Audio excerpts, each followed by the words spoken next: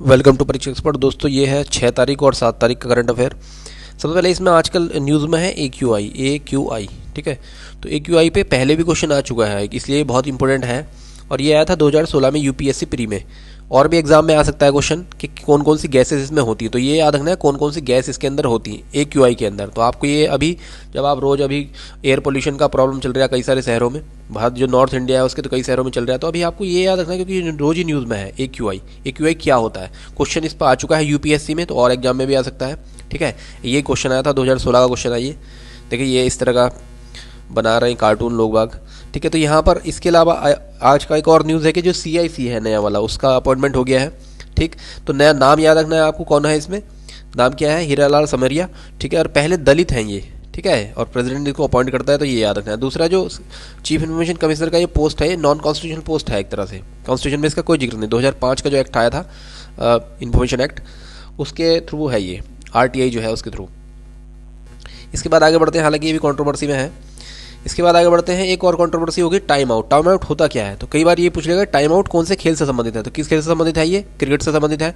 और मैथ्यूज जो है, एंजेलो मैथ्यूज जो पहला ऐसा खिलाड़ी बना है जो टाइम आउट हुआ है। टाइम आउट का मतलब है कि जैसा कि नॉर्मल है कि एक खिलाड़ी जब आउट हो गया और दूसरा खिलाड़ी जो क्रीज पे आता है, तो पहली गेंद फेस करने के बीच का जो टाइम होता है वो 3 मिनट होता है। मतलब नए खिलाड़ी को आने में 3 मिनट के अंदर उसे नई गेंद फेस करनी है। अब होता ये है कि ये आया, लेकिन अभी जो नया ये वर्ल्ड कप चल रहा है अभी, तो उसके अंदर 2 मिनट कर दिया गया टाइम आउट को।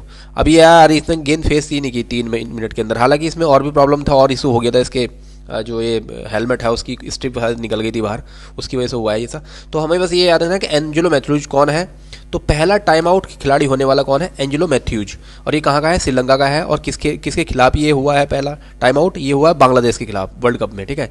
तो ये याद रखना, टाइम आउट भी ये टर्म आ सकती है एग्जाम में।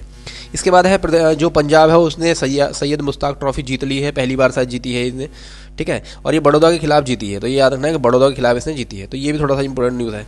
इसके अलावा है गरीब कल्याण अन्न योजना जो है उसको 5 साल बढ़ा के 2028 को कर दिया गया है इसका, ठीक है। टोटल मिला के मतलब इसका जो टर्म है वो एक्सटेंड कर दिया गया है। तो ये याद रखना है कि स्कीम कब शुरू हुई थी, 2020 में शुरू हुई थी योजना, ठीक है। और इसको बढ़ा कितना कर दिया, अब इसमें वही 5 किलो अनाज मिलता है पर पर्सन, टोटल मिला के 25 किलो मिलता है। और अंत्योदय अन्न योजना है इसमें, और जो ये PHH है, प्रायोरिटी हाउस होल्ड कैटेगरीज, ये सब इसके अंदर आ जाते हैं, ठीक है। अगले 2028 तक मतलब 5 साल तक इसको एक्सटेंड किया गया है, ठीक है। तो ये याद रखना है इसके अंदर।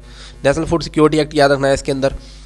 इसके अलावा नेक्स्ट है इसमें भारत आटा गवर्नमेंट ने लॉन्च किया है अभी 27 रुपये। तो पूछ लेगा कि भारत आटा किसने लॉन्च किया, गवर्नमेंट ने लॉन्च किया है। और 27 रुपये इसको पर केजी के हिसाब से, क्योंकि अभी जो त्योहारी सीजन चल रहा है इसकी वजह से क्या है कि प्राइसेस बढ़ेंगे, फूड इन्फ्लेशन बढ़ेगा।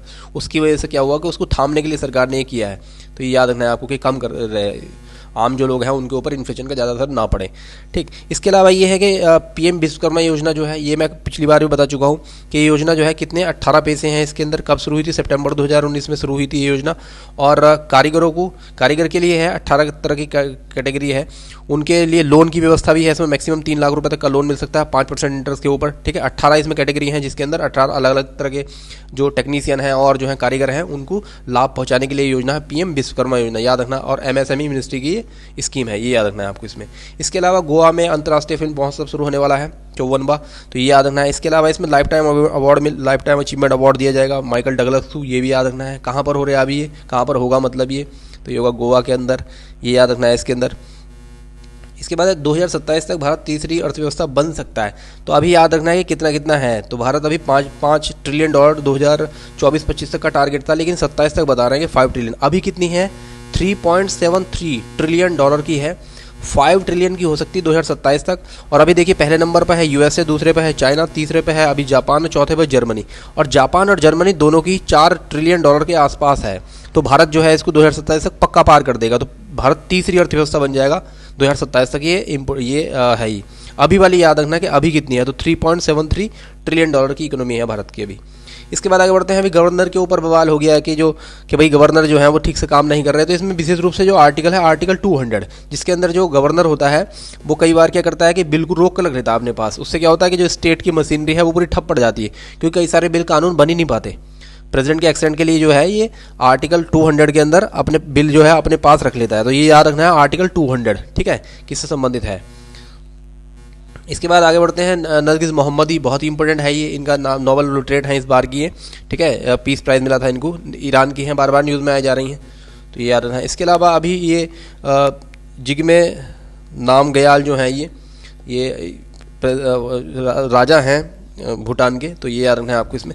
इसके अलावा अफगानिस्तान जो है पॉपी का नंबर 1 है प्रोड्यूसर, बिगेस्ट ओपियम प्रोड्यूसर है, तो ये याद रखना है आपको इसमें, ठीक है।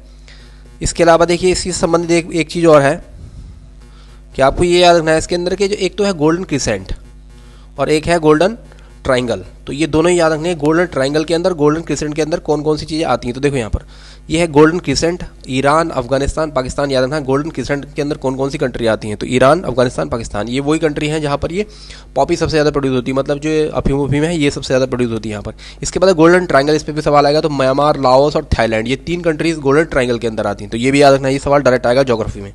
इसके अलावा लोहनक लेक याद रखना है, ये सिक्किम में थी, अभी कुछ दिन पहले इसमें बाढ़ आ गई थी, तो ये टूट गई थी ये। इसके बाद है जंजीबार, जो मद्रास IIT मद्रास पहला इसने अपना बाहर कैंपस ओपन कर रही है जंजीबार के अंदर, तो बहुत इंपॉर्टेंट है, ये भी पूछ लेगा कौन सी है।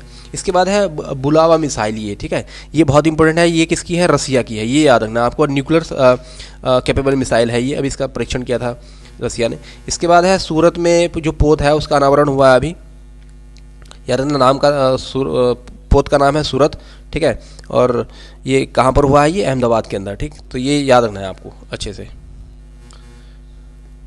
इसके बाद आगे बढ़ते हैं। इसके बाद नेक्स्ट है इसमें गुजरात का जो स्कूल है वो नंबर 1 हो गया है, मतलब उसने बेस्ट जो विद्यालय है उसका अवार्ड जीता है, तो ये याद रखना है, ठीक, गुजरात का।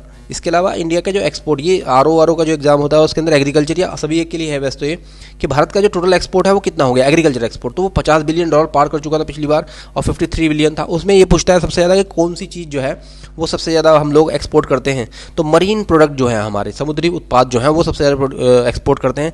इसके अलावा एग्रीकल्चर में कौन सी चीज़ हम सबसे ज़्यादा इंपोर्ट करते हैं, तो इंपोर्ट क्या करते हैं हम, देखो $20 बिलियन का हम वेजिटेबल ऑयल जो है वो हम लोग इंपोर्ट करते हैं सबसे ज़्यादा, और नॉर्मली ये हम इंडोनेशिया से करते हैं, ठीक है, तो ये याद रखना है आपको इसमें। इसके बाद भारत डाटा ये हो चुका है पहले, भारत डाटा। इसके बाद नेक्स्ट, तो ये था आपका आज का current affair. Thank you very much.